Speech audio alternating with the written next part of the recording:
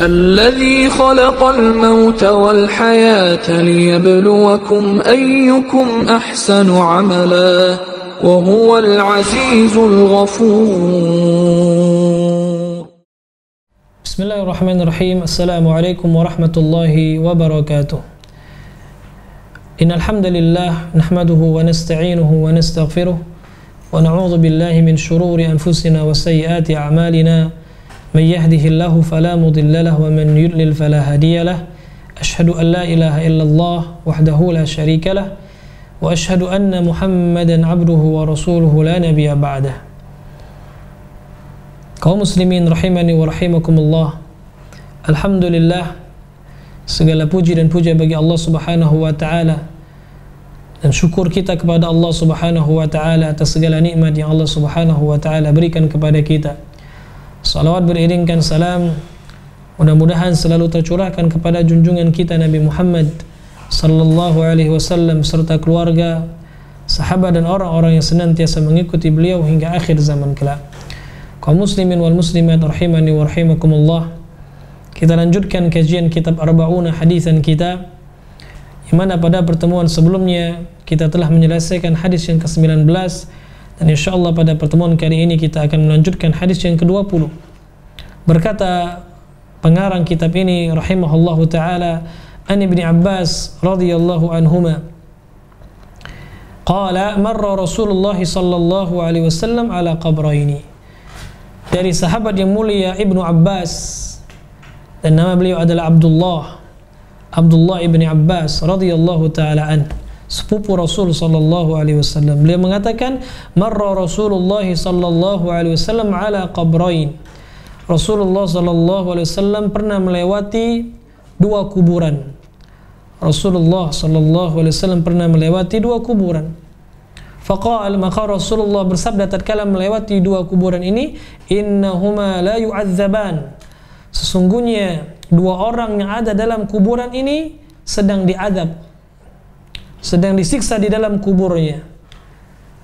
Maka hadis ini menjadi dalil bahwasannya azab kubur, siksa kubur itu benar adanya.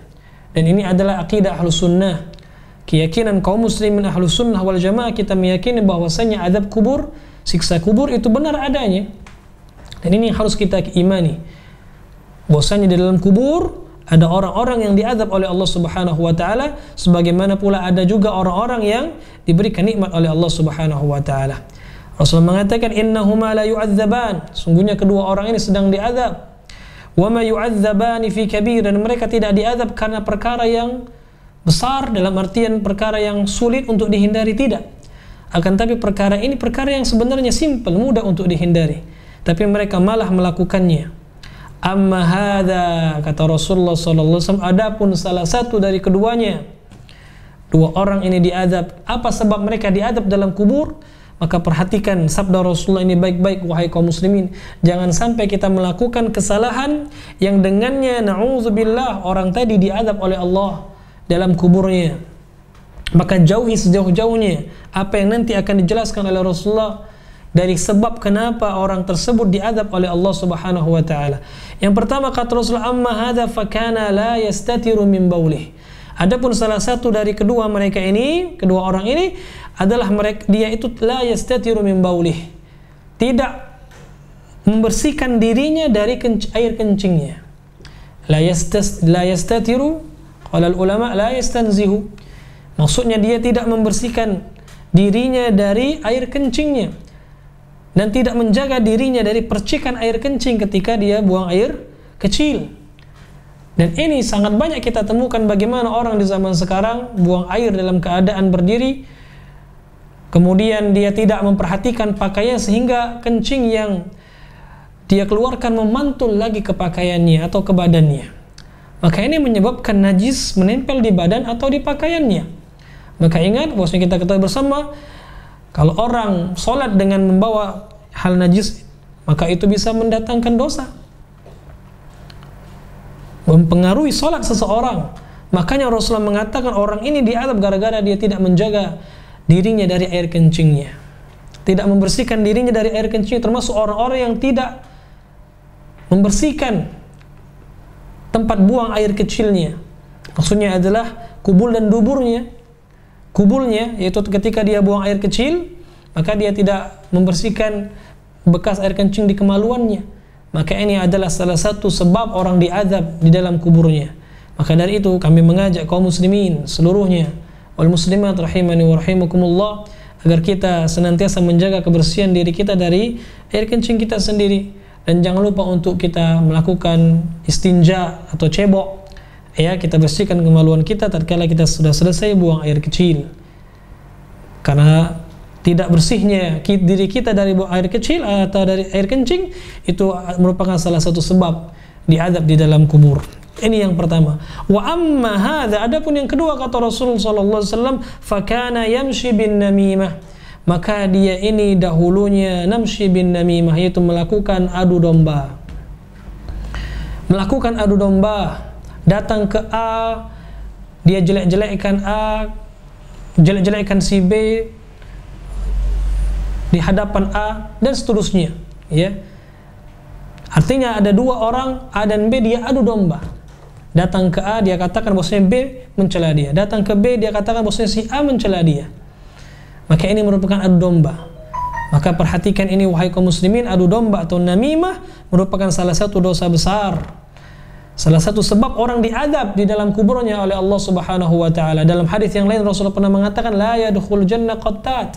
Tidak masuk surga orang yang melakukan adu domba. Maka hati-hati dengan dosa ini. Sungguh sangat banyak kita temukan di zaman ini, di akhir-akhir ini, orang-orang yang dengan ringannya melakukan adu domba. Dia mengadu sama kaum muslimin, menjadikan dua kelompok kaum muslimin bertikai dikarenakan perbuatan adu domba yang dia lakukan. Maka hati-hati, takutlah dengan azab Allah Subhanahu wa taala di alam kubur, terlebih lagi di akhirat, wal iyazu billah. Thumma da'a bi asibin ratbin fashaqqahu bithnain. Kemudian tatkala Rasulullah sallallahu alaihi wasallam telah selesai menjelaskan kenapa kedua orang tadi diazab, maka beliau menyuruh sahabat untuk mengambil pelepah kurma. Kemudian beliau belah pelepah kurma tersebut menjadi dua, fagharasa ala hadza wahidan wa ala hadza wahidan. Maka beliau letakkan pelepah kurma tadi satu bagian di tempat kubur yang satu, satunya lagi tempat yang lainnya. Tsumma qala, maka Rasulullah mengatakan la'allahu yukhaffafu anhuma ma lam yaybasa. Mudah-mudahan kedua orang ini diringankan siksaannya oleh Allah Subhanahu wa taala selama pelepah kurma ini belum kering, kata Rasul sallallahu alaihi wasallam. Ingat, perbuatan Rasul sallallahu alaihi wasallam ini khusus untuk beliau. Beliau meletakkan pelepah kurma di kuburan itu khusus untuk beliau sallallahu alaihi wasallam. Adapun kita, maka tidak dianjurkan kita untuk menebarkan bunga-bunga di atas kuburan. Kenapa? Karena seandainya kita berdalil dengan hadis ini, kenapa Rasulullah meletakkan pelepah kurma atau daun kurma di kuburan tadi? Karena Rasul tahu orang tadi diazab oleh Allah Subhanahu wa taala. Untuk meringankan itu Rasulullah sallallahu alaihi wasallam doakan dan Rasulullah letakkan pelepah kurma. Adapun kita, apa alasan kita menebar bunga? Apakah kita tahu atau bahkan suudzon, ya, bahwasanya orang yang ada dalam kubur sedang diazab lalu kita tebarkan bunga? Nauzubillah, hati-hati. Ya, jangan-jangan kita suudzon, kita tebarkan bunga di kuburan orang tua kita, berarti kita beranggapan mereka sedang diazab oleh Allah. Untuk meringankan itu kita tebarkan dedaunan atau bunga-bunga, maka ini tidak disyariatkan.